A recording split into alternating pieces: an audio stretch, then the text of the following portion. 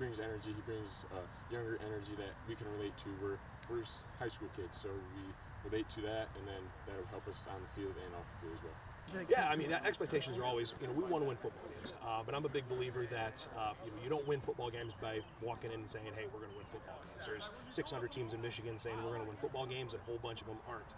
You got to focus on the little things. You got to focus on taking care of things in the classroom. You got to focus on being good citizens. You got to focus on being good in the weight room, being good teammates to each other in the locker room.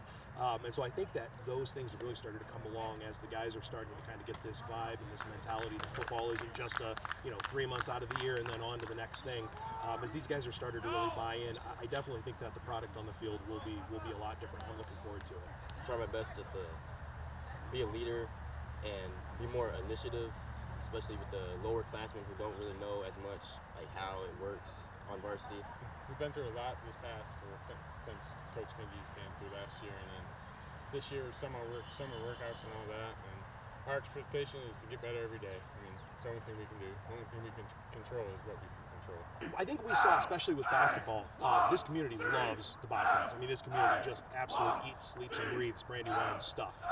And we saw when we made the run in the basketball down to the Breslin Center, it was awesome because, I mean, we showed up and the 2/3 of the stadium was Brandywine people. So it's really cool just to kind of show the guys like, listen, man, this is our turn. Like, if we make a run, like, this community is going to get behind us. This community will get hyped. This community will get really excited.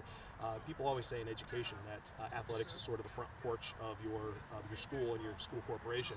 So being able to put a product on the field that's competitive is really going to be something that I think gets this community electrified, and I'm excited for it. Guys, that they're workers. They're hard workers. They've got great work ethics.